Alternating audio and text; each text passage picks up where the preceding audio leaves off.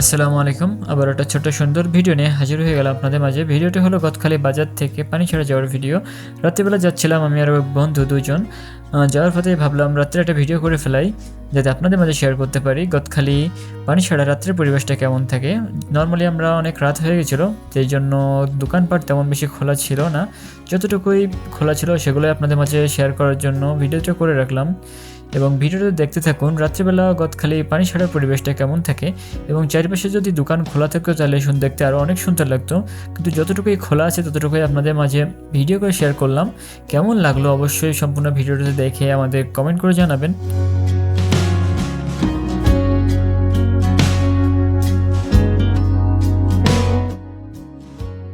এখানে এসে একটা চার দোকান নজরে পড়লো, তাই সেখান থেকে আমরা চা খাওয়ার জন্য 2টা চার অর্ডার দিয়ে দিলাম।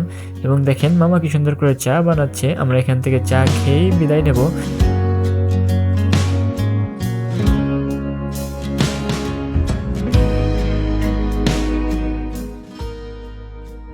আজকের ভিডিও এই পর্যন্ত। ভিডিওটা কেমন লাগলো অবশ্যই কমেন্ট করে একটু জানাবেন, এবং পরবর্তী ভিডিও দেখার জন্য আপনাদের সবাইকে আমন্ত্রণ রইল।